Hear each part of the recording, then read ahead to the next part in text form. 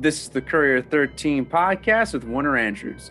My goal with the show is to present conversations among filmmakers that impart knowledge and inspiration to people who are currently making cinematic content, or for those who aspire to make movies and television but don't have the know-how to start, or to people who are just fascinated by the filmmaking process and the entertainment industry.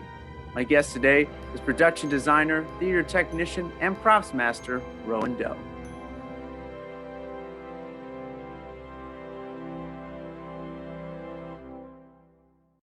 Welcome back to the podcast, Rowan Doe. How you doing? I'm good. How are you doing, Tim? I'm doing good. Good. We were just talking over the show just how relaxed we were Yeah. going into this conversation. Like my other guests, I've had to get like myself pumped up, but here I was just like, this is gonna be the most chillest conversation ever. How you doing? The last time we spoke was in. I mean, obviously we've spoken since our podcast, but last time we were here last night, yeah. In the last time we were in this scenario, it was like in October, right? Yeah, I think so. In October. Yeah. What has been going on since then in your life? In your personal and artistic life. Yeah, since October. Yeah, mostly I graduated, which is exciting. Well, I'm finishing up the things I need to do to really graduate, but it's fine. For all intents and purposes, you're graduating. Yeah. Yes. But yeah, no, I've been working on reupholstering a couch, which is a lot of fun. We did, instead of a production, we did like an installation piece at my school. So it's just been working on a lot of art stuff in my personal life. I'm trying to find like a new job and essentially a new career for the time being because of the pandemic and everything. And yeah, just like an overall, just kind of checking all that stuff out, just like moving forward and things. So yeah.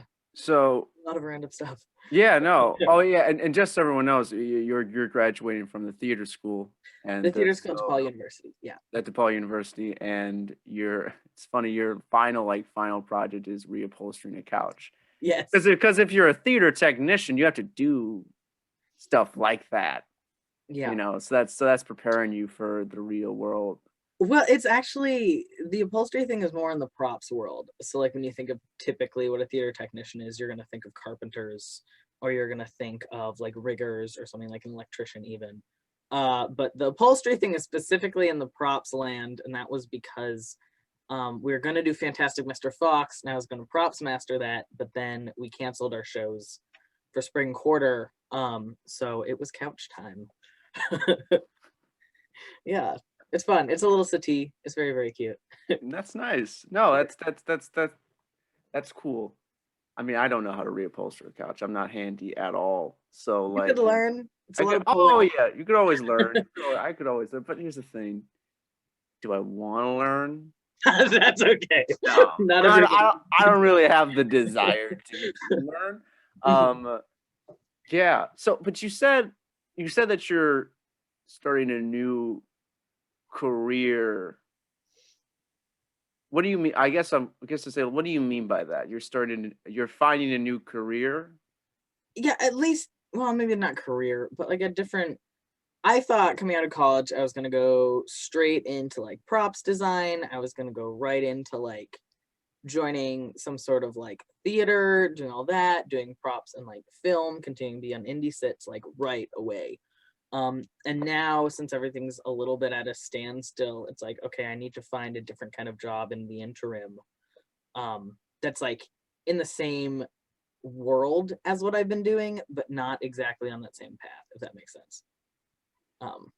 So for me, it's like finding a supplementary, this is where I could utilize the skills I want to keep going. I can continue to do the things I love, but it's a little bit of a holding pattern before I could get back into like entertainment, which is really where I want to be. So you don't think doing production design on sets, do you feel like you can't do that right now? I mean, I don't think I right now have the kind of opportunities I'd want to be doing that. Like, because I haven't been on set for like a year now. Mhm. And like I mean, if I was doing commercial work, I just haven't heard a lot about sets that are happening right now during the pandemic. But like if there are, like I'm up for it. I just know like between the theater world that I've been in right now, and in the professional world, a lot of people are still furloughed. So it's like waiting that out until we can move on. But like if you have a set to do right now, like we do it safely, do a COVID shoot, Yeah. everyone masked up and stuff. Yeah. Well, I mean, I don't know. I feel like because I was on a walk. I was walking today because that's how I like to go on walks. Yeah. I'm one of those people. I go on long walks. They make me feel good. Especially now that things are getting warmer and I see people outside. Like you Hmm. see everyone coming out and like not being in their houses, and you see that kind of Yeah. interaction. It's nice. Well, the vaccine rolling out too. And the vaccines rolling out. Which I mean, like I know we've been in the. I mean, because I haven't been on set since it's crazy. It's crazy to say this. I haven't been on a set since. Well, that's not true. I was on a set in 2020. I was on a smaller set, a small crew with we did a little short film. I was the boom operator for that. Oh, that's But cool. I haven't been on a set of like my own project since 2019, which is crazy for me to say. At the end Yeah. of 2019, I was getting off a set, and then Yeah. by March 2020, everything closed down. Um, but this summer we're doing well. The web series is finally happening, Yeah. which is insane. Which you are a part of that, so you do have a gig Yay. Great. after your thing. Well, after graduate. I don't want to call it a thing. It's a big milestone. Um, Thanks. I just felt like Yeah, I just shrugged your graduate. I was like this thing. that's okay. Um, but I don't know. I don't know how you feel about it. I feel like, and maybe because film, I feel like is opening up quicker Hmm. than theater.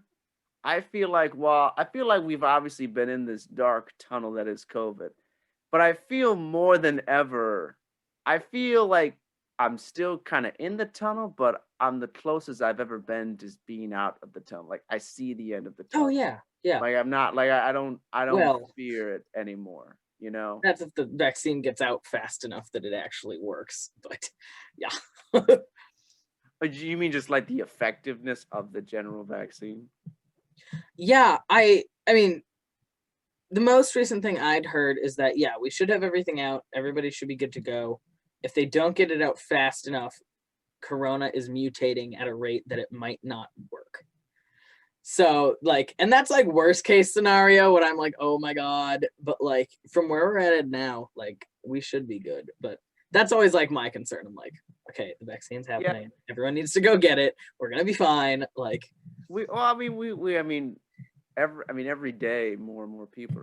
I know more and more people are getting it. yeah. You know what I mean?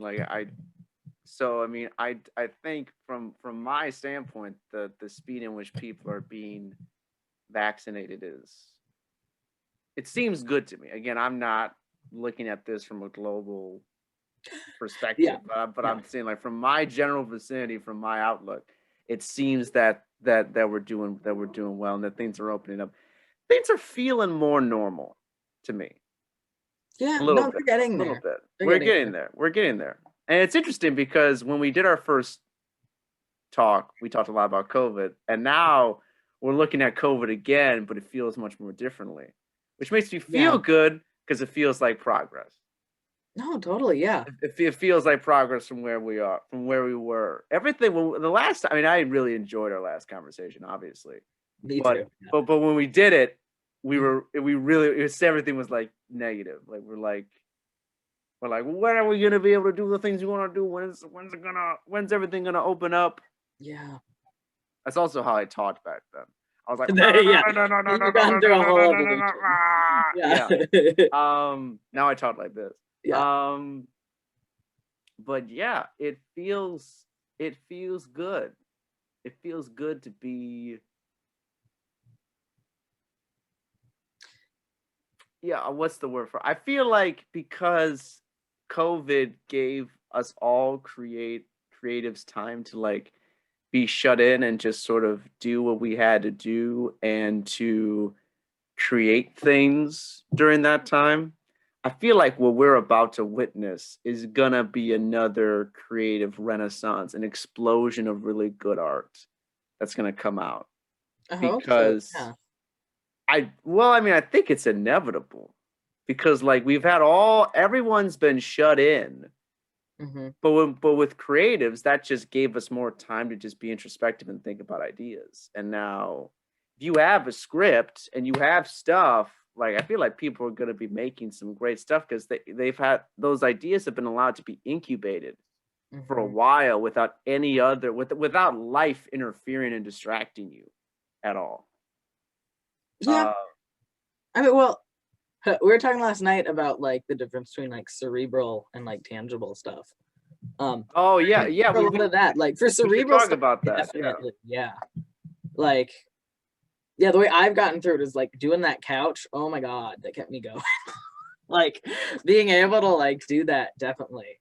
Um, so yeah, there's gonna be a lot, I think, definitely where there'll be a lot of back end, like there'll be more stories coming out, there'll be more outlines, there'll be more people ready to like rear up and go. And like all the people who are ready to like touch things again, it's like time to go and touch things and make the things happen, which Right. is exciting. Well, yeah. No, that's because just so that everyone knows, when we talk about like the cerebral and the tangible, like especially within film, there's two like types of artists involved. Like there's the Hmm. artists that are like they're coming up with the ideas. They're the cerebral. They're like the writers and the directors and the creative producers and that kind of stuff. And then of Yeah. course, though, to make it happen, you need to have craftsmen. I would say that I don't consider myself a craftsman. I would consider someone like you or like a DP even or someone like in like a costume designer. I would consider those people craftsmen because they are the people who are working with the tangible, creating that thing, so then we can put a camera and capture that. Yeah. And those and you need both to create a film. So I think both on both sides of it, I think a lot of people who have who've been coming up with scripts and ideas, the people who work with the intangible, with the thoughts and the cerebral aspect of art. Obviously, we've had time to think about shit and like we're ready to go, and now we're ready to feed the craftsmen because the craftsmen need that to like obviously craftsmen can go and do their own things too, but I mean I feel like we all, the cerebral and the craftsmen, love working in a team because that's the best way Mhm. to make something really good to put out into the world. So I think everyone's ready to go and everyone's ready Yeah. to do their shit, like let's go. Yeah. No, definitely. Yeah. It's exciting. Yeah, because you have all your kinds of technicians and you have your designers and you have like all of your different people who like are have been waiting, you Yeah. know, between film and even in theater too. It's like you're just like kind of waiting it out. Like this is gonna happen. I mean, it's a good time for people to pick up hobbies too, and think about like all the little things that could like help your craft and help like all these crafts people just like, yeah, do their thing. Yeah. Yeah.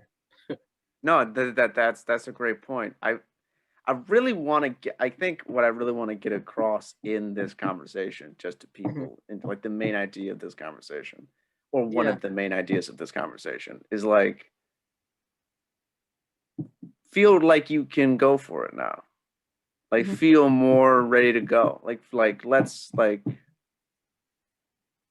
like go start doing your thing, start putting things in the process of going. Like I think we've all gotten a little used to COVID in the fact that we're Mhm. getting used to waiting and getting used to like incubated, but now this is, to me it feels like this is the pivot point.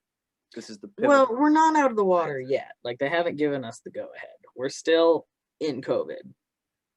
Like we're getting the vaccine out, True. but like No, I'm it's not. the Yes, I'm not trying to downplay that. I'm not trying to say like you shouldn't be wearing masks. I'm not saying that you should downplay the disease Mhm. and pretend like it's just not a thing anymore. But I also think that there's a balance, Hmm. and that you can hold a safe set now, and but still be able to do it. Like I don't in the beginning of this, it was very hard to get the resources to pull off a safe set. Hmm. Now I feel like with so much testing, with so many people getting the vaccines, it's getting easier and easier for that to be. So be optimistic, and I feel like be ready now, because it's looking a lot brighter. Yeah. Well, and come May, I think they're opening it up for everybody. So it's not just like essential workers. And I think they're doing like professors and students and whatnot, where they've moved into 1C. Well, But like, yeah, yeah, you could have sets where like everybody is vaccinated, everybody's like ready to go. Like, right. you could do social distancing. No, No, it's on the up and up. yes, yes, and like I mean, I heard that like by May 1st, any adult who wants to get the vaccine can get a Yeah, vaccine. So which is everybody. actually, Everybody should. that's Everybody get yeah. your Well, that's vaccine. yeah, and which is great though, because we're gonna be shooting Niobe. Well, we're gonna be shooting the trailer, and then we're gonna be shooting the series Yeah, after that. So that makes me feel like shit. We're on the right schedule, because yeah, that's happening. feels like, you know what I mean. I feel good. While I was like sad that we had to wait, I'm like, okay, well now I guess there was a reason why we waited, because now this is the right timing. There's always a right timing for things and a wrong timing for things. I feel like now we're getting philosophical, as we always seem to do. I feel Yeah, like, with you, what? well, yeah, yeah. I feel like I feel like this is the right time for us to be doing this project.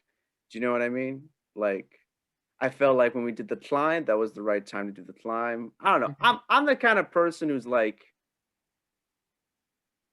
I don't worry about timing things, right? I kind of just let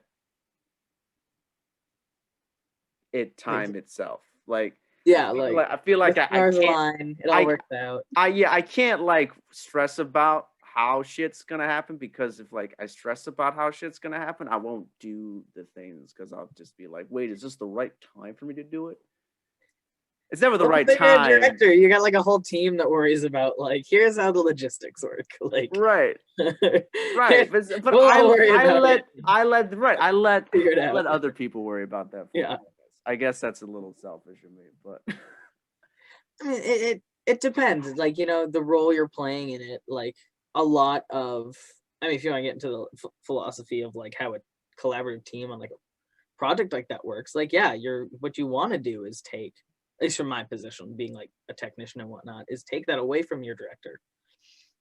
So they don't have to worry about it. They throw out the ideas, you take them, you find those solutions, you propose solutions, and you find something that all works. Like, it's a basis of collaboration, is how do you support the team in the best way that's going to like take different burdens off of different parts of the team so that everyone could cohesively work together. That's what I think of hmm. Let me ask you a question, it. Hmm. because I think this would be a good thing to talk about, just for everyone listening. Like, I mean, did you enjoy working with me and Jimmy on the line? Be honest. Like, Yeah. did you feel like it was a good collaborative process? Um, there are a few communication issues that just leading into it were a little rough. But like beyond that, yeah, when we were on set, I felt like I could ask the questions I needed to ask and get answers, and then I could adjust. Okay. Like, on set, I feel like my role is to adjust to what's happening. If there's a big issue with things, being like, okay, these are the issues I see. Like, I don't know. Like, here are some ways we can maybe mitigate this or like avoid this. But like, Hmm. yeah, it's just problem solving on set. So I felt like the primary concerns I had when I brought them up were heard, and when it was something with the bigger team, the larger team was consulted. Yeah. So, but that leads me to I guess the question is, what, from your perspective as a production designer, as one Hmm. of the head head crew members on a set, Yeah, and someone who works very closely with the director, yeah. what do you think is essential from your perspective? Like, what are the qualities, I guess, in a director, and how does a relationship between you and a director have to work in order to be effective in a positive way? Yeah, I always think that flexibility in any person who is in collaborative art is a must. Like being like, if you are, and trust.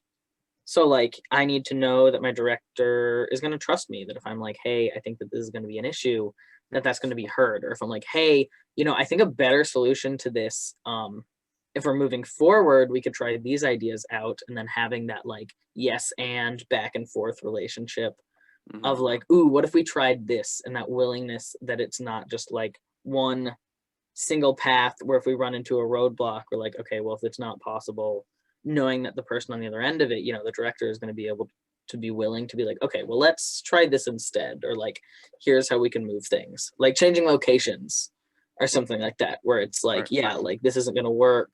So let's find another place and then we could try something like that instead. Um, yeah, and just trusting a team. Like it always sucks to have any sort of supervisor that's like a micromanager. You know what I mean? Yeah. That's like up in your grill about things. Yeah. And so it's like I've been given a job. I will take my process to do that job. I will relay the information I need on the way and then give a final product, and knowing that I have the freedom to go through and do what I need to do without like someone like ride my ass the whole time is Hmm. like that's really important to me because it's part of like what I was saying earlier with your director, or whatever role you have, you fulfill your thing, all those little issues that aren't needed to like bring up to worry somebody else in the process, you sort those through, and like the big things, your director trusts you that you're going to bring the big things that are important, but like along the way you'll like get all the other stuff together. Hmm. Well, I think to summarize what you said, which was all great, it's trust. Yeah. Trust is the key. Yeah, trust your Um, team. trust, Yeah. trust, trust is the key. Create a good working relationship with someone where you could have that like back and Yeah. forth. And honesty, that's the other thing too. Within Hmm. trust, there's that honesty where you could be like, bruh, like, that's great. I love it. Or if you're like, you need to knock it off. Or like it's like I love this idea, but like this is something like that I think would also like benefit this idea. And like knowing that like, yeah, you could just talk to someone about that stuff. That's like the basis of collaboration, I feel like. It's like, yeah, the trust and like the honesty and all that collaborative effort. Well, I think all great ideas that occur on a set or in pre-production, they occur when the creative, I guess, or the writer or director poses an idea, and then everyone gets to say their perspective and their ideas on it. Mhm. And then if the director or writer or producer is receptive to that, Mhm. then those ideas can, or I mean, maybe or may not, but a lot of times they come together, and it's Mhm. like the best idea is an amalgamation of those ideas. Yeah, yeah. At least that's what it seems to be. That it seems to be that way. Yeah, it's similar to like devised work. You're all working together. Come, it's different from devised work because at least from my experience, you're working from a script that you adjust instead of writing the whole thing. Hmm. But yeah, it's collaboration. Yeah. Well, and two, like part of that too is also just like knowing at least the basics of what everybody needs so that you could like support each other and benefit the rest of the team, right? Like for the installation we did, I was doing the video editing and then we had a sound guy and he and I were in communication where I was like, hey dude, I don't have all the visuals for this, but like this is the timing of everything. So like you could do your sound mix. I have no idea what this guy is doing. I'm like, you got the sound stuff. Like I just know what you Right. need to know from me is how long this like title sequence is gonna be. And like here we go. So Right. Yeah. Well, then and that's a huge. Well, that's where that's why again why trust is so huge, mhm, because like you and like people who do production design, people who do sound, people who do anything that's not what I do. The reason why you're here is because I can't do it. I don't even know. I don't even know where to begin with it. Mhm. Like I know enough to present ideas that will bring us closer to my vision. Like I know what the production design should look like in my head. I Mhm. know how the sound should affect you emotionally in my head. Yeah. But I don't know the specifics like an expert like yourself, or say like Yeah. let's take Dylan from Billy Bar. Yeah. Dylan. Yeah. Um I know how to talk with Dylan as far as like a character, psychological and emotional. Like the sound should make you feel like this. Like Mhm. the sound should feel like how you felt like at the beginning of No Country for Old Men. Like I can reference films. I understand like what Yeah. I want. But he knows the specifics of how to get there. Yeah, we each have our role. Yeah. Right. Yeah. But I can't do that. So it's like, but so that's why you trust it so much, because it's like I trust that you'll do it. And I'm putting my faith in you, Mhm. because like if you don't do it, I have to find someone else. I can't just do it myself. I Yeah. wouldn't want to do it myself, because like I that would that defeats the whole point of collaboration. Yeah. if I have to then go do it myself, and that's going to take, I and yeah. Yeah.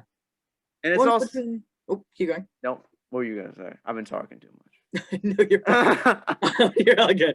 Well, it's between everyone too, like if you're working with I'll work with the cinematographer. I'll be like, what's your shot? Like, what do we need to see in this? How do we need to move things around so that we can both like cohesively like work towards that same effort? Um, and yeah, just trusting they're gonna give me the information I need because they know what I need. Like you're like, I know what the production design looks in my head. The cinematographer is gonna be like, oh, this production designer needs to know like what frame we're looking at so that we could like figure out like how much of this needs to be dressed up, how much of this are we going to see, like if we're going to see around a corner, do you have to dress that corner? um Right. yeah, all like yeah, just listening to each other. Where are you going Yeah. to hide a stinger, you know? Hmm. Right. Well, because that's how we're set. All the roles are separate but connected, right?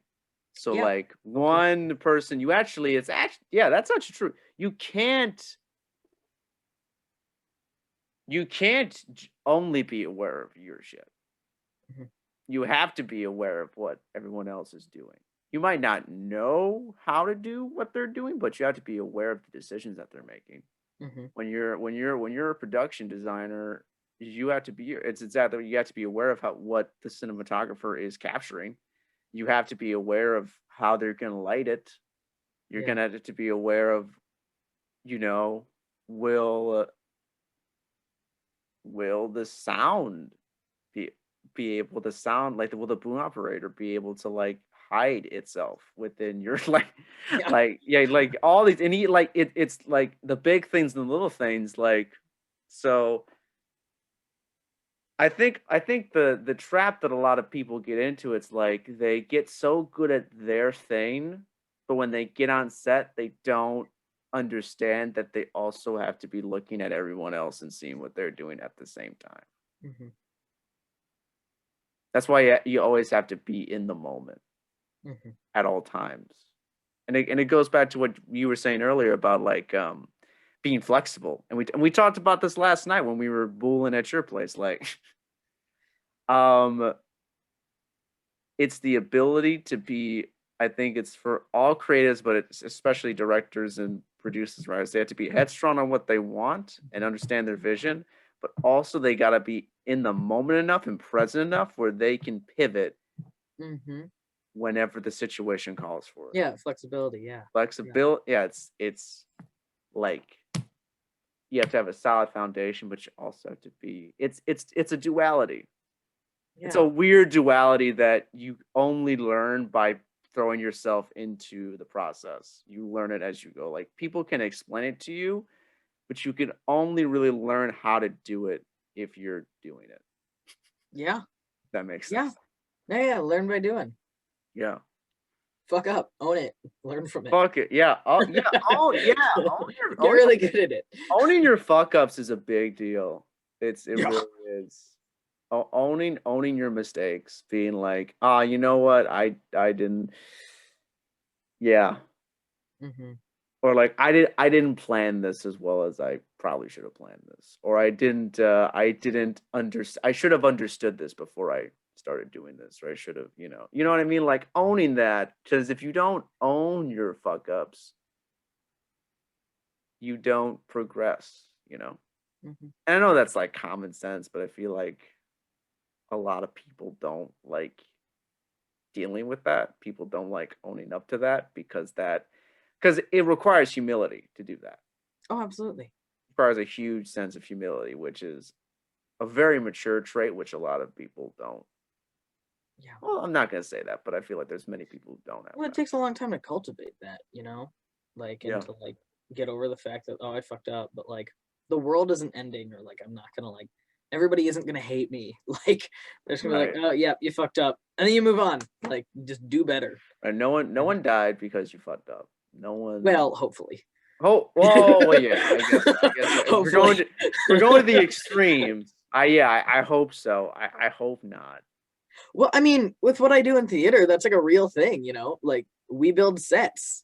If you don't build your floor right, if you don't design it right, someone steps on it, they fall through, like break a leg, like break a leg. That's it. Ah, So like, yeah, you gotta be on top of it, There are smaller things, but like you don't want to be the one who like built the floor that someone fell through. But that's where you have the rest of your team who like looks over your drawings, and your carpenters who are like, yeah, I know how strong wood is. Like maybe we add an extra toggle in there so that nobody falls. You know what I mean? yeah, yeah. It's that No, trust, yeah, yeah, expertise. yeah. But yeah, learn from your mistakes. Don't be the one who sends someone through the floor.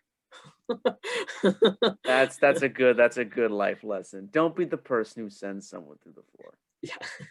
Yeah, don't be the director who makes their who doesn't give enough um notes to their actor, or like don't be the person who skips out on the details. Yeah. Don't be the person who love it. Be so invested in the process and enjoy it so much that you're into every detail. Yeah. Yeah. Can I tell you something that's kind of I don't consider this fucked up, but Okay. it's a little interesting. No, Great intro. it's can I tell you something that's a little fucked, my man? No. I I think I'm actually the kind of person who enjoys the process of making something more than I like the end result. Hmm. Yeah. I love it when something is finished. Like I'm not, Mhm. I mean, obviously that's the point of it, is to make something and get it done. But now I'm realizing that the joy of it comes from the doing of it and not the end of it. Hmm. Because I feel like if you hang your joy on just the ending, the process is going to be painful, because you're just that you're just like, I can, because your mindset, at least for me, was like, I can only enjoy this once it's done. But like Mhm. it's so much fun to make it. I hear what you're saying. Yeah. You know what I mean? Yeah. Yeah. I'm Yeah. not saying that you shouldn't, get it done and love it once it's done. I mean, uh finishing up the climb, finishing up, because I realized this once when I finished the Niobe scripts, and right now, I mean, we were talking about this last night. I was putting two episodes together and kind of reforming a Yeah. script. Yeah. Yeah. And I got to the end of that reforming, and I was so proud of it, because I thought like, wow, this is really good. I'm really glad that I made this decision. But even then, I was like, how long did I feel good? Maybe like an hour, and then I wanted Yeah. to do something else. Do you know what I mean? I know what you're saying. Yeah. To just chase the final results and hang your happiness on the final result. I feel like that's, for me. This could be different from other people, but this is just what I found for myself. It's a little hollow for me. to Hmm. just hang the joy on the end. Like you have to love. I really love the doing of it. Yeah. Well, I mean, it's an end goal, right? You're like, this is like the point we want to get to. You know, you have the vision for it all, and then, I mean, people wouldn't do projects if they didn't like the process to get there. You know what I mean? There Well, are a lot of, especially like technicians, where like they don't watch theater. They won't go see the show. They like, yeah, they just work on the show. Like you're a carpenter in a shop and you like build sets and that's what you do. Like you don't necessarily go and see it all the time. Um, because yeah, there are people who like it's the process, you know. Um, I think you still need a balance of like the people who are doing like who are like this is the end goal. It has to look good. But I mean like that's like the process to get there anywhere. Like your but editor but is but but ultimately that that is the process. yeah. What I, Yeah. Yeah. what I mean by loving the process isn't that you forget about the end goal. Mm-hmm. Process. What I mean by that is like you enjoy taking steps to getting to the end goal, Heard. Yeah. and you enjoy it. You enjoy that process. You enjoy it. You enjoy getting closer and closer to the end goal, Mm-hmm. and you're not dissatisfied because you're not there yet. Yeah. Like you're I'm not saying always have your eyes on the prize. Like always have your sight on what it is you want to get to. But you can still have that, but enjoy the here and now and enjoy this part of it Yeah. while you're doing it. Yeah. Because the reason why I brought this up is because like because I there's a lot of people who I admire, famous directors and writers who have talked about this, like this what I'm talking about. I used to hear them say that I never understood it. I felt like, well, no, the best part is getting to the end. The best part is Mhm. having the thing and being done with it. And of course, that is great. But they're like, no, it's the people who last are the people who love the process, who love the doing of it even It's more than the loving what end you do. goal. Yeah, it's loving what you're doing. It's loving what you do while you're doing it. Yeah. And I Mm. and I feel like recently I finally have like my brain is like fully understood it. It's like, oh, I get what they're saying.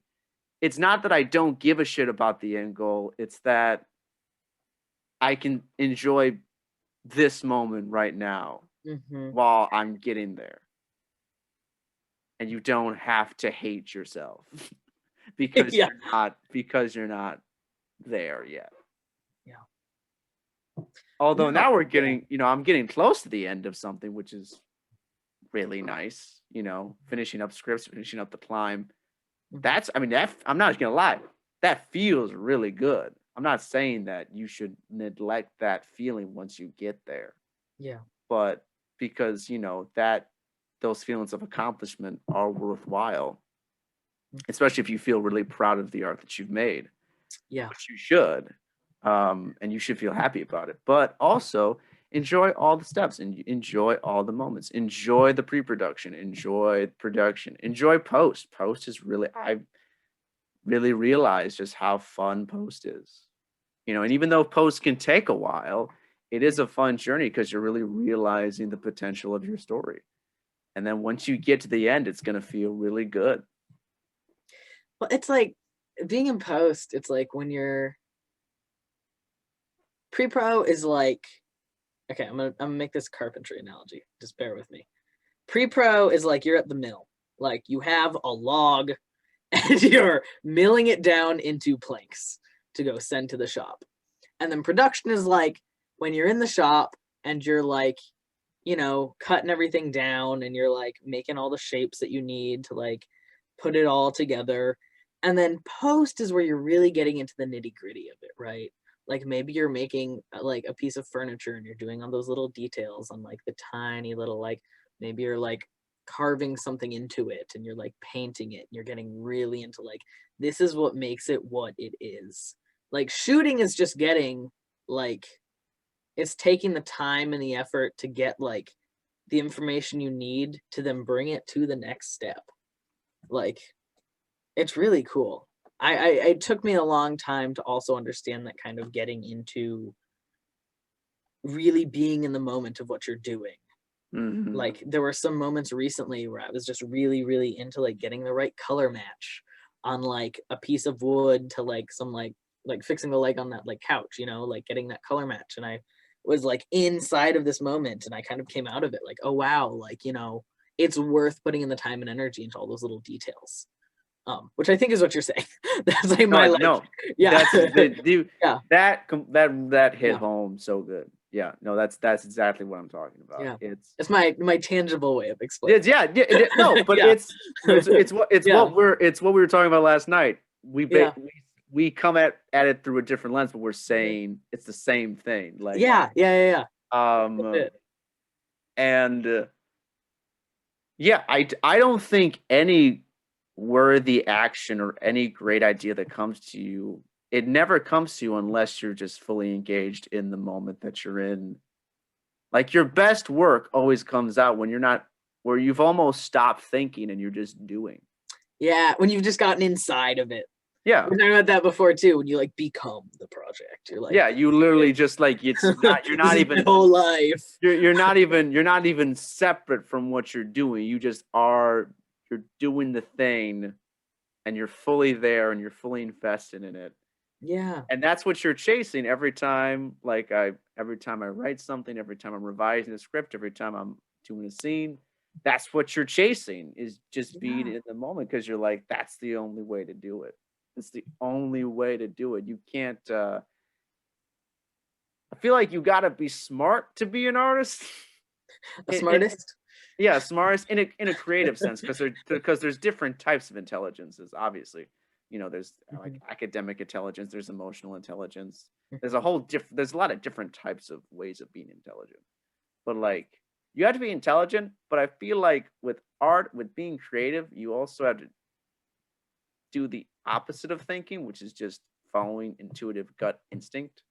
I Mhm. feel like that's even more important than following your intelligence all the time. Mhm.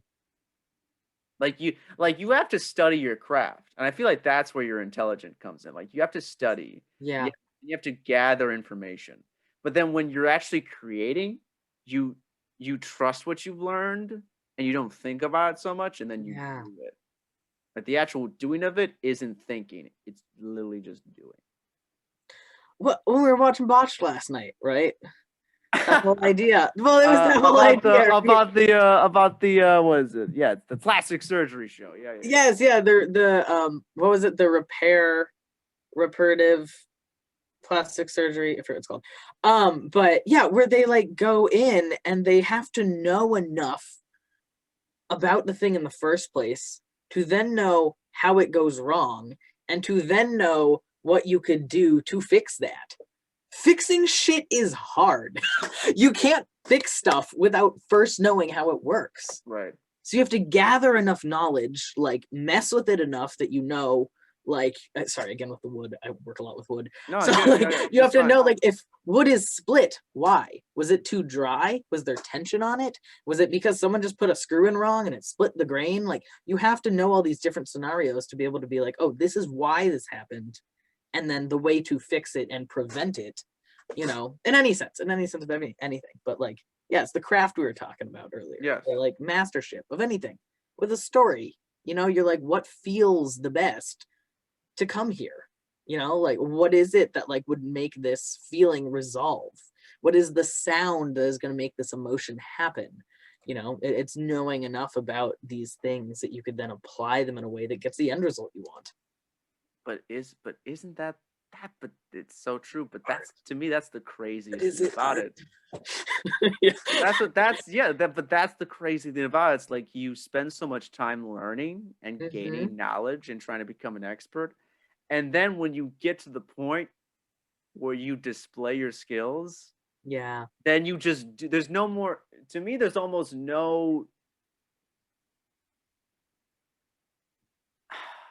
there's no more thinking anymore. It's just doing, Hmm.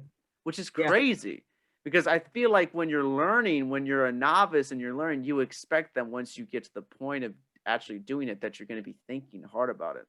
But that's the opposite. It's like you think, you gather information and you collect it all in the beginning. But then Yeah. you do get to a point where you don't have to. think about it, Yeah. it becomes you. Hmm. You've indoctrinated so much. Like I feel like I watched that Netflix documentary with about the Bulls. I feel like obviously Michael Jordan practiced so many times and learned so many times. Like Yeah. he went through the drill so many times. But honestly, I feel like when he won those championships, like he had to put in effort. He had to strategize. Yeah. But when it came time for him to get it on the court and make the game winning shot, he wasn't thinking. He just was like, all right. He just Yeah. fucking did it. Like it wasn't like I'm gonna think about it. It's just like the best people are the ones who learn, and then when it's time to happen, you do. You just do it. There's Yeah. no thought. There's no thoughts that distract you anymore because you're perfectly confident that you'll make that shot, that you'll win that Mhm. scene, that you'll make that couch the best that it's gonna be. Yeah. It's it all works the same. Hmm. Yeah. By the way, this is very random. Uh, Benny the Bull, they're like mascot, right? Yeah. My cousin designed and made that. Your cousin designed Benny the Bull? Yeah, she's great. Yeah, What the fuck, bro? she's really cool. Yeah, that's what she does. She does like mascots and big like foam things and like she's like my fourth cousin or something. She's like I think in like her 70s now. But yeah, that was her whole career. So if you want to talk about interesting ways to apply art, Wow. stuff like that, you know, 'cause she did soft goods. Your fourth cousin created Billy the Bull. Yeah, Wow. fourth or third, Bulls. something like that. Yeah. So Bulls fans owe her a lot, is what you're Oh telling yeah, Cookie, the best. Go Cookie. me. That's just a excuse me. That's just a cool piece of family trivia. Yeah, I want to work for her. I'm like, get get me in your shop. I want to like do your soft goods. Wow. That's so But cool. yeah, that seemed relevant. But yeah. And well, with her too, she gets good enough. She just makes Benny the Bull. Yeah, but I mean, like that's what you're talking about, though, right? Is you get good enough at a thing, and then well, and here's the part we haven't gotten to yet is then people want your thing. They like your thing. They want Right. to participate in your thing. So she got good enough that someone was like, "It's you. You are the one who needs to create this bowl." Well, and that's when you become like a acclaimed at whatever you're doing. Yeah. It's when Get a your reputation. talent and your art becomes so undeniable and people can see that you just do it effortlessly. They're like, okay, I trust you to do Yeah. trust. Trust is the currency Just. of the world. Trust. If you can create value and people trust that you will continuously create value, Mhm. then you're onto something there. Sorry, 1 second. There's a radio on. That's okay. That's okay. Just so everyone knows there's a video playing in the background. Huh? I was just telling the audience of what, like why you had to step out, but that Oh, took oh like yeah. literally a second, so we're good. No, there's a walkie-talkie in this room. There's a There's something walkie-talkie. going on in There's a walkie-talkie. the Um, beyond my control. Sorry. but another thing that people I don't think that kind of blows my mind, Mhm. which is what we're talking about. It's like you get so good at something, and then when you're in the arena of whatever you're doing, the arena of life, the arena in your career, you do it so well because you've learned so much and you're able to do it. You know that you can do it effortlessly and that you've learned enough and you can be in the present moment and just do it and it's not a problem anymore. Yeah. But everyone from the outside didn't see your process. Yeah. Everyone just assumes that you were born a god and that Ologists are God. We and have alighted. and that in the moment people from the outside think that you're working so hard in the moment to do the thing. No, it's like it's effortless. It's Yeah. like can I be real? Or you like the effort enough that it is effortless. Yes, Yeah. right. That's another good way to put it. Yeah. Even though you're doing work, it doesn't feel like work. Hmm. Can I tell you something like that's just real for like I'm Yeah. just gonna be truthful No, here. you can't actually. Sorry. Ah, damn it. Well, I guess we're gonna end the show. Beep. Beep. End call. Can I be honest with you? This might sound a little pretentious. I don't care. For me, thinking of a well-written scene and thinking of an idea for a scene and writing it is not that hard for me. I'm not. It's not. It doesn't take. It is like. It doesn't take me hours and hours and hours to think of it and do it. Like, If it makes sense to you, you're just like, this is it. I'm right. running with this idea. It's great. Yeah. I mean, It's confidence. Yeah.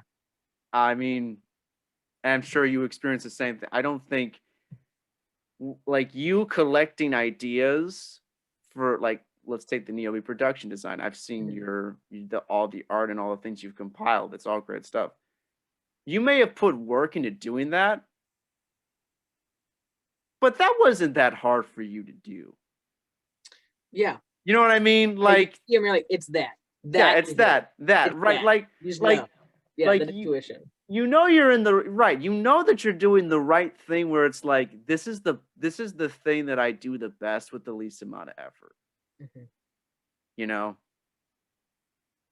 And I feel like that's what I think a lot of people who view you from the outside don't understand. Like when they see someone who's really living in their gift. I think a lot of people when they look at someone who is at that point in their lives, they don't get that fact. They don't get that, oh no, this is the thing that comes easiest to you. You actually don't slave anymore over how to do this. You know how to do it. So you do it. Yeah. Because I used to grow up thinking that like you had to like slave over things all the time to be good, and like you had to like, you know what I mean? Like I felt like people who live in their gift had to work super hard in the moment to sustain it, but that's not the case. The point of it is to get to a place where you're constantly evolving and learning, but when you do it, you know how to do it.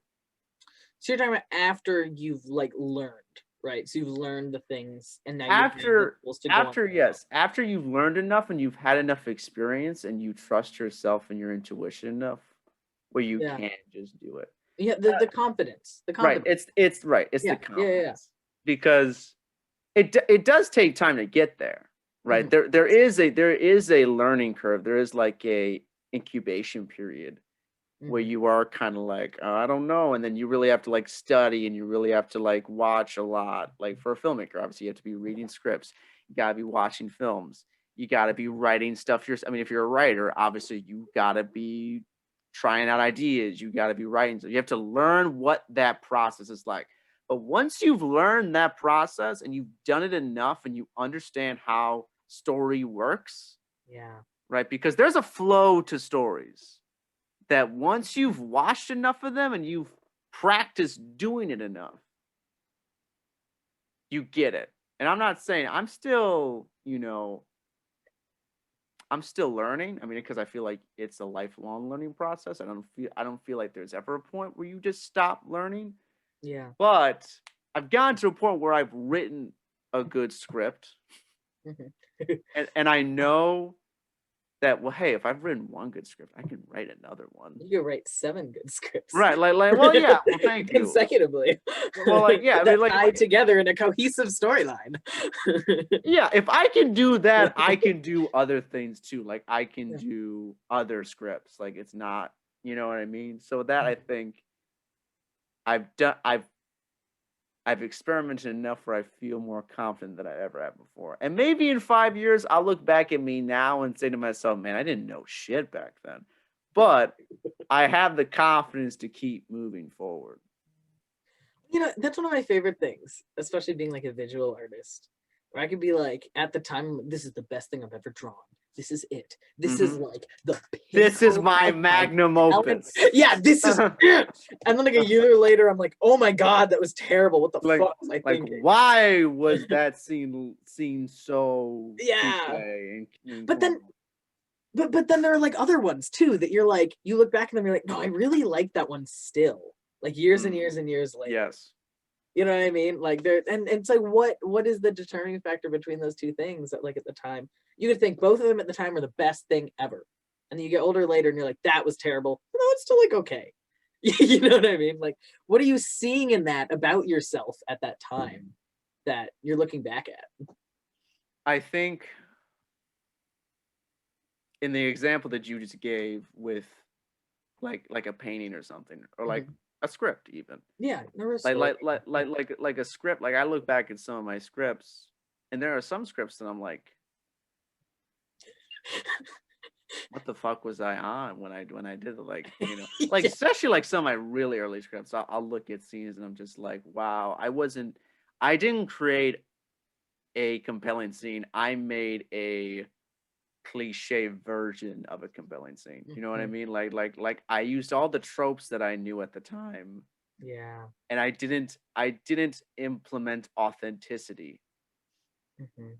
because I think that's what separates a cliche script from a great script. I mean, there's many things that separate a cliche script from a great script, but I think the number one thing is authenticity. Is I've I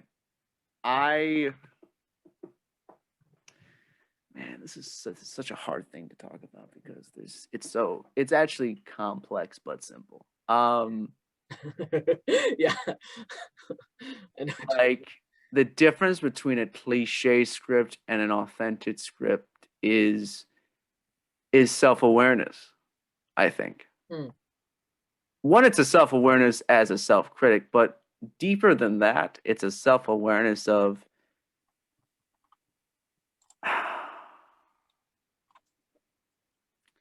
it's about being able to it's about being able to understand humanity enough, and being able to understand genuine human relationships and Mhm. how humans interact and how they think and how they feel and the Mhm. emotions that they experience, and being able to, within this story, within this fantasy that you've created, even if it's not realistic, even if it's like a sci-fi drama, or even if it's like a knights and dragons, like a complete fantasy, Mhm. even within that, you're still applying real humanity into it, that is from Mhm. you. Your human experience has equipped you with all of the resources to infuse that humanity into your characters and into your story. Yeah. But that's a choice. Yeah. Some people are not some people are not in tune with that side of themselves, because a lot of people put walls around them, mental walls around Mhm. them, so they don't have to analyze their humanity, Yeah. because for some people that's painful, or for some people that's just hard. I don't know why people do that. Yeah. Or I don't know. shame or guilt or something. It's But yes, it's something happened. Maybe something happened in your life, and it's too hard to look at your emotions. But I feel like if you're gonna be an artist and you really want to make something good, like really write a story, direct a story that's good, you gotta be in tune with that. Mhm. Because if you're not in tune with it, everything you write is gonna come off as not. It's gonna come off as subpar. Mhm. Yeah. That's my It's TED it's talk. that it's the That's my TED talk. vulnerability. Mm-hmm. Yeah, it's your TED talk. That's my TED talk. Yeah. Thank you. Thank you for coming to my TED talk. Thank you for coming to my TED talk. Yeah. Yeah. I mean, you wrote a very good script that I got to read. I think we talked about this last time. We did. Yeah, you really like that script. Yeah. How was, I mean, well, I thought it was I thought it was Yeah. very authentic. No, It was a it very was. authentic script. You really tapped into your experience, you tapped into your humanity, and I felt that coming off the page. So that's why I liked it. All right. That's Thank that's why that's why I like the script. How did how'd you go about that? you. Yeah. Yeah, the whole premise that got me to that script was it was a screenwriting class. And we needed to make a short, and I was like, I don't know how to get inspiration from anything. I'm in the middle of COVID. And I had gotten a new razor. I think I explained this before, but I was like, I'm saving the planet. I'm buying a new razor, like instead of disposable razors. And I don't usually shave. And there's a lot of conflict around that growing up. And so I just came to this idea where I was like, hair means something important to me, but shaving means something important to someone else. So I applied the feelings I had around that whole, finding your identity, finding how to outwardly express yourself in a way that portrays to people how you feel like in this character. Like a lot of, and a lot of the feedback I actually got on that script was the relationship between the mom and him at the time. It's she's saying stuff like, yeah, like, dude, like, blah blah, this very casual relationship. And the notes I kept going was, it doesn't sound like a parent and their kid, it doesn't sound like this. And I was like, the types of people I grew up with, a lot of my friends growing up were like single parent homes, usually it was their mom or something. A lot of my friends were cis men, and there's a certain dynamic in a relationship that I saw very often between them that I was expressing in this. And it was interesting to me when I got notes on that coming back from people that they're like, that doesn't sound real. I'm like, you've had a different experience than I have with that. Right. It's like, I'm like, no, I'm not taking that note. It's not authentic to the story I'm trying to tell here. You remained true to your authenticity, to the It was authenticity of part of your the life. story. Yeah. Yeah, it was part of this. It was part of what was explaining where this person was coming from, why they were afraid of being authentic in that way, why it was such an important moment. Oh, I should probably explain what the story was. It was a trans woman at the moment of her transition where she shaved and she decided to put on this dress and become, her authentic self. And part of that authenticity was like the home she was living in, the people she was interacting with, this fear that she wasn't going to be accepted by, her mother because of this established relationship that you were just getting this little glimpse into, like foreshadowing and shit, story stuff, that like, gets you there. Yeah.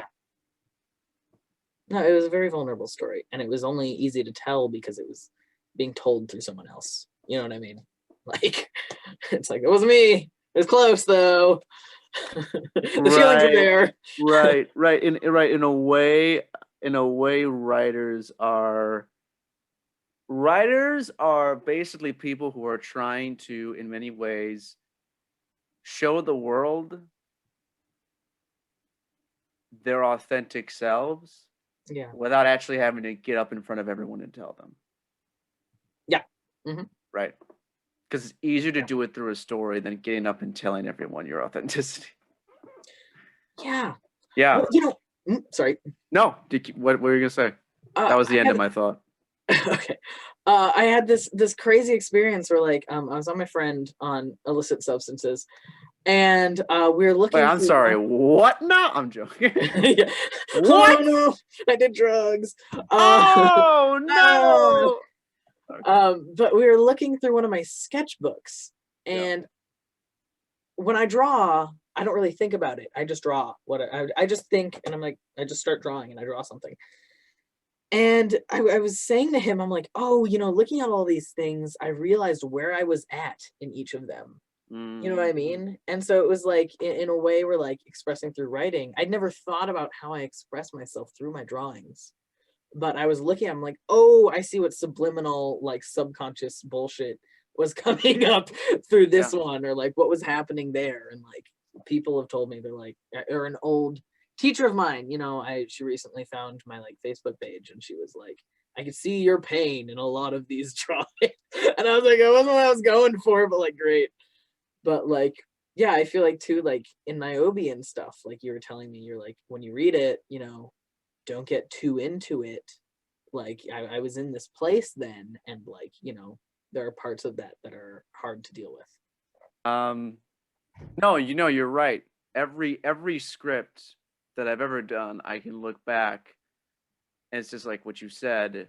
You are reminded of what lesson you were trying to learn, and like, or what psychological shit you were going through. Yeah. There's always a reason why you write a specific story at a specific point in your life. Yeah. There's always something within you that, there's always a reason.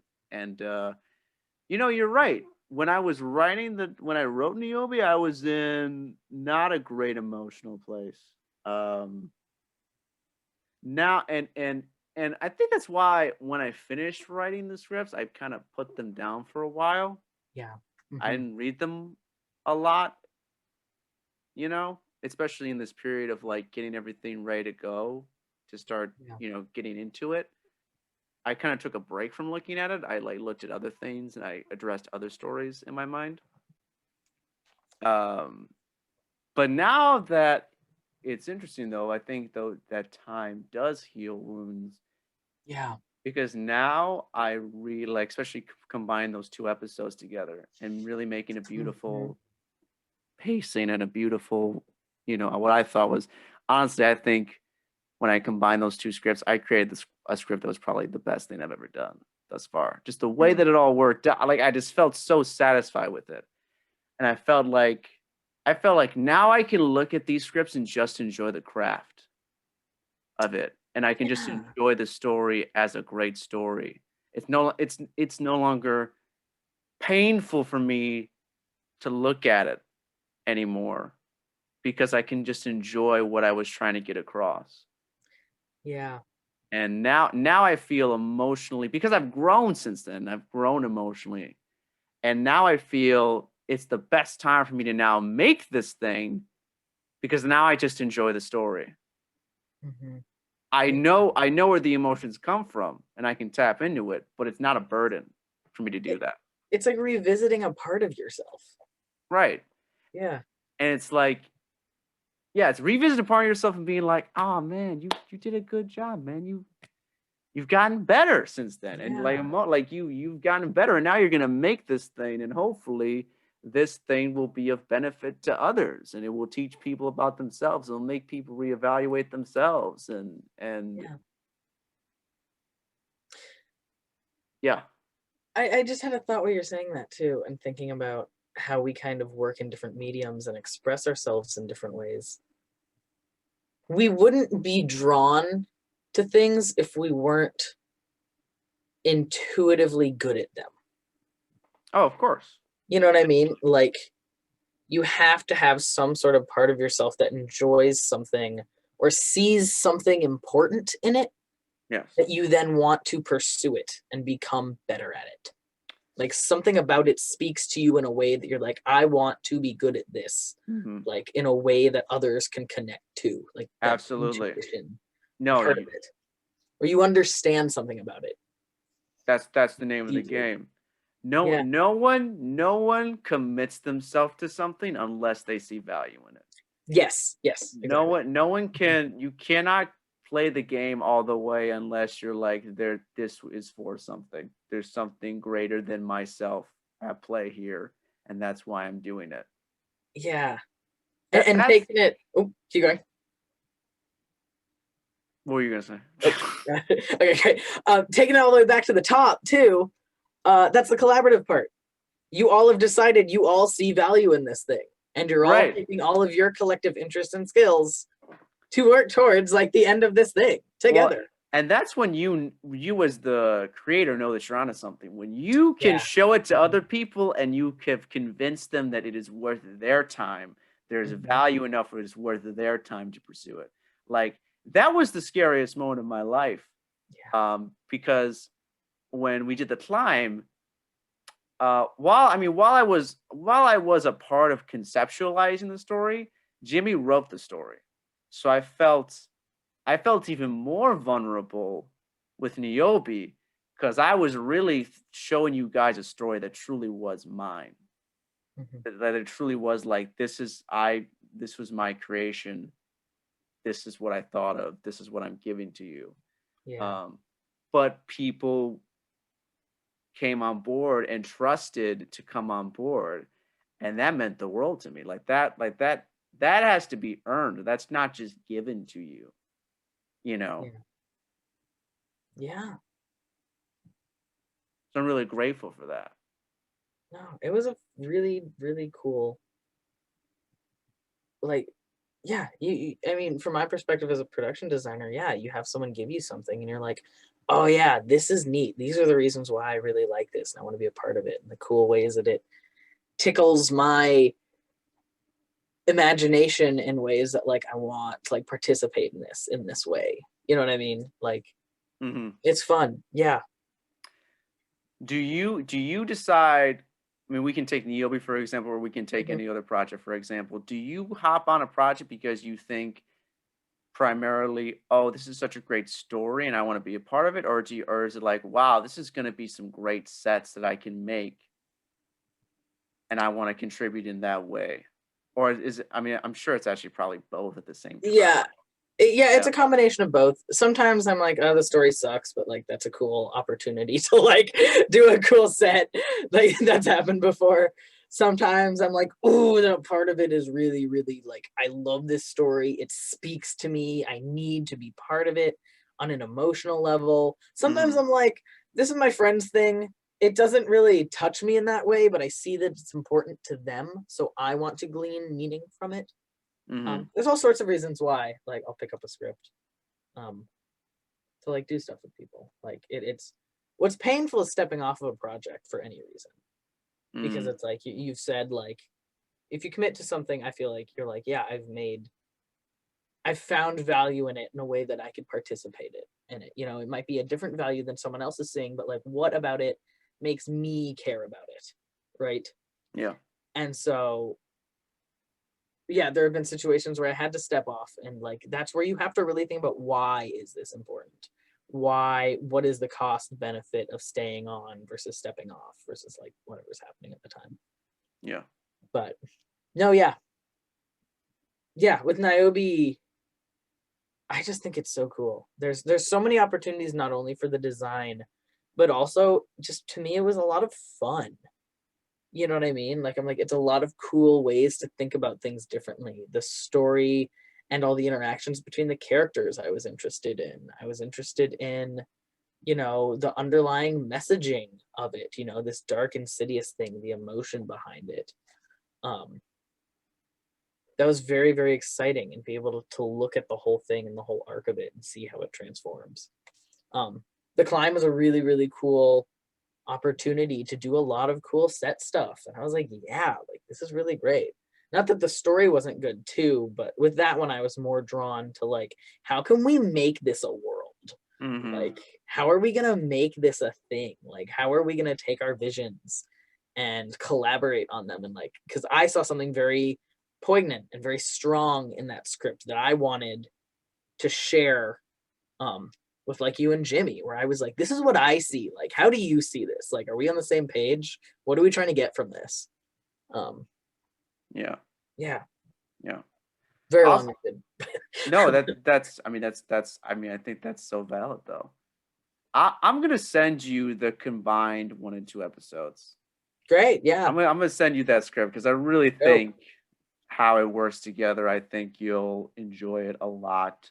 And actually, on my website, because I just made a professional website. There Oh is a yeah, there. send that my way. Yeah, Yes. yeah, There's a page. It's I'll put a link in the YouTube description to it as well, and it's on my great. it's gonna be on my social media. Mhm. There's a page dedicated to Niobe, and there actually is an excerpt. It's like a 3-page excerpt from the first episode, so anyone can actually go on there and get a little sneak preview just to get where What a I'm coming shameless from. plug. I love it. Shameless. Oh yeah, we're shameless plugging this thing. We've been doing that. When we Since day mention one. Niobe, it's a shameless plug. But yeah, it's dope though. And also whenever we talk about the climb, it's a shameless plug. We're shamelessly plugging this stuff. It's Plug it's all the cool. things. It's cool though. It's stuff that I'm excited for people. I don't give people crap. Like the podcast, we try to make it as good as possible. The climb, we're making it as good as possible. I'm not. Trust me, I'm not plugging shitty things for people. No, I'm not we all trying to trust give you, the people artist. crap. God. We're not. Yeah, God, whatever. We're all the same. We all have the same capabilities at the end of the day. Some people just focus on different things. Like we're Yeah. all fundamentally the same. Like Mhm. it all depends on have you found your gift yet and have you committed to it. I think that's really the difference. But it's not like a difference of like I'm a better person than you. or like like I feel like people get too like um all about themselves. Like Mm. when they find their thing, they're just kind of like, yeah, I'm better than everyone. I'm like, you're not. Oh yeah, you stick your ego in it. Yeah. You're not better than anyone. You're not better. You're not worse than anyone else, but you're not better than anyone else. That's how I see Yeah. it. Like, don't like love yourself. Like, don't downgrade yourself. Mm-hmm. But also understand that everyone else deserves the same as a human being, everyone deserves the same level of Well, don't respect. tie your self-worth to it. Yes, tie yourself worth to your humanity Yeah. and enjoy the fun process of being an artist at the same time. Yeah. It's like an added gift to it. I like that. Yeah. Damn. Man, this is I feel good. I always feel good after talking. I always feel good after having a Good. conversation with you. Honestly, Me too. that's Yeah. why I love doing this podcast. I feel good after every podcast. I mean, some guests more than others, but after every podcast, I feel like, damn, I learned something. I got to like say some shit. No, I'm very grateful for this. I'm very grateful for you. I'm very grateful for your I'm friendship. grateful for you and your friendship too. Yeah. Really, it makes me happy. I love having these kinds of conversations. Yes. No. We intellectually stimulate each other. Oh, I think that's so important to have people in your life that stimulate you in that way. I feel Yeah. like you need people like that. Yeah. You need people in your life where you can say anything to them and they'll hold it for you and they'll understand it, you know. Yeah. Not everyone's like that. Even like family and friends that you've grown up with, like they're not like that. Like they'll hear you out, but they won't get I it. don't get it. Yeah. Right. It's not that they And don't love people. you. It's not that they don't appreciate what you're trying to say. It's just like they're just like, dude, I just don't get what you're saying. Like I can empathize with it, but I don't. Mhm. I'm Yeah. not in that. I'm not in that on a daily, regular basis, which is fair. Like they're doing their own thing, so it's Yeah.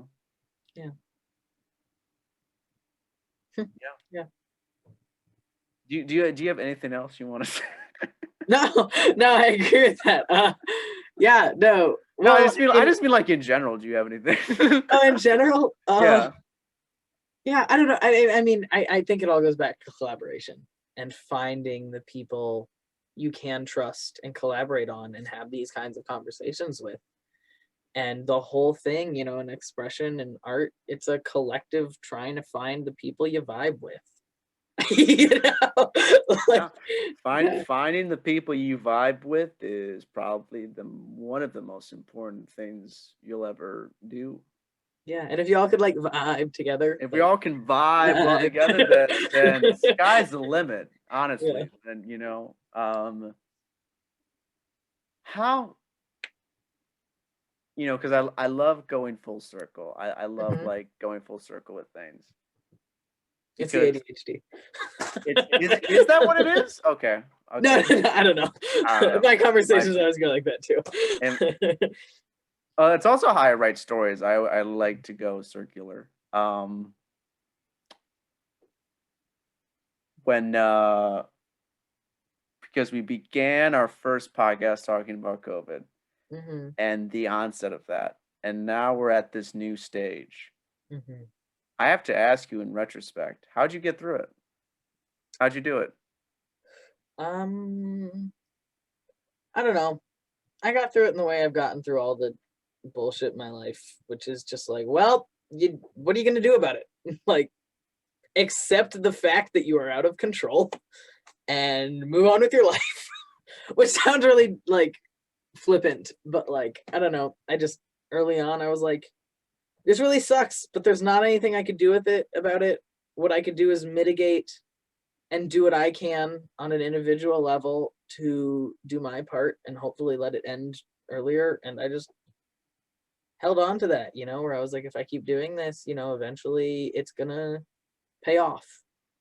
And trusted that like other people were doing it too. And I found ways. I mean, on like an individual level, like the strategies I came up with to get through were like, I moved in with Charlie, my roommate. Originally, I was living with someone else who left, and then we were both living alone. And I basically told him, I'm moving in. And he said, okay. So, and then I was like, we're getting cats. And he was like, okay. And so he was already talking about fostering cats and I was going to get cats. So it Okay. worked out. So, and then I just made a lot of art and I found ways to entertain myself and distract myself and made the best out of my last year of college doing the things I wanted to do. And I just like found things that made me happy, you know. And just with that underlying like trust that like, all right, I'm gonna keep doing the thing as safely as I can, taking the new information on what's acceptable to do, but like just holding myself back from those things that I really wanted to do, but like just waiting, you know, just waiting. And we're getting, like you said, we're getting to the end of that wait. But Well, I'm proud of you. thanks. I'm Congratulations. proud of you too. Like you also No, made it. You made the best of it to, you know, your creative ability, like doing and being within what you love, like we're talking about, you know. yeah. I think we need to start saying that to people like that we know that we're proud of them. Oh, Because I say like that all the time. anyone, well, that's good. That Yeah. because I feel like Yeah. everyone, because this whole thing affected everybody, Oh yeah. and we all got through it. Like that's everyone deserves like a gold star. Like everyone deserves like a hey. You could have stopped. Like you could have let it destroy you. Mm-hmm. You know what I mean? Like not even like even physically, but mentally. You could have just went down and never gotten up. But Mm-hmm. if you didn't, that's an accomplishment. Well, I think even if you did, you know, you're still standing. Like I don't think either of us had anyone really close to us be affected by it. Like nobody I knew died. You know what I Mhm. mean? Like nobody I knew. And I definitely agree with that. Like, you know, giving people like you did it, you're through, we're happening, but also like making sure to acknowledge when like you didn't fail if you did like succumb, if you had those moments where you were really like inside of it having a hard time. Oh, yeah, no, Yeah. no. It's yeah. I guess what I mean by that's like, I mean there were dark moments Yeah. during the thing, like mentally for me, and I mean Yeah. I was relatively fortunate than most people. So I'm even talking from a different place, but like it doesn't matter if you had those moments. What matters is that you're still going, Yeah. that you're still up, and you're optimistic for what's coming next. You Yeah. know, Yeah. that's you deserve an applause for that, Mm-hmm. right? It's not about like never feeling down. It's never like feeling like I was always perfectly okay. Like no, it made sense that you had bad moments. It made sense that you had times where you had to evaluate your how you feel and you were down. It just matters that you're still going, that you got back up, Yeah. Yeah. that you're Yeah. that Yeah. you're still in the game. Like I'm still here. I'm still in it. Yeah. I didn't forget who I am in the process. Mm-hmm. Um, Yeah. so to everyone watching, because I think everyone who's watching is included in this here. Mm-hmm. Good on you. Yeah. Congratulations. We're We're proud of proud you. of you. We're proud of Yeah. you. All the Yay. filmmakers who are gonna go into this next phase and make stuff that they've been wanting to make. Who kept going, who kept writing their scripts, who kept Yeah. strategizing and figuring out. Mm-hmm. Good Kept your job. art up. Yeah. Good job. And keep going. Keep going. You're now, I mean, you got through the shit. And you might still be going through it, but you're getting closer to the thing, so don't stop. It's one step after the other. You're You like, only yeah, it's yeah, never over unless you quit. Unless yeah, you say it's over. But if you're still like, "Oh, it's not over," then it's not over. yeah, yeah. No, it's we're getting there, and like everybody's doing it. It's taking it every single day and moving forward and keeping an eye on the prize, which is, you know, this will not be forever. We have taken all of this time doing the right thing, and like it wears you down and it fucking sucks, but like ultimately, like it's gonna pay off. Holding on to that. Yes. and seeing the accomplishment and what you've done. Yeah. Definitely. And I can't wait to see what everyone accomplishes in 2021 and Yeah. onward, and from here on out. Yeah. Can't wait to see it. Yay. Yeah, me too. It's gonna be really good. I'm excited. This was amazing. I'm so glad that we got Me this. too. Yeah. Oh my goodness. No, I needed this. I needed this conversation. Okay. Thank you so much. Is there any other final remarks that you want to say? Where can people reach you? What are you up to? Yeah, sure. Yeah, my website's rowandoe.com. I forget what my new Instagram is. I think it's rowan.doe.design. I think that's what it is. Yeah. Yeah, that's what it is. So yeah, if you're interested in stuff, if you're interested in seeing what the couch is, go ahead, check out this couch. And like, yeah, look forward to Niobe and everything and that we're coming out with. That's what I'm excited for is all.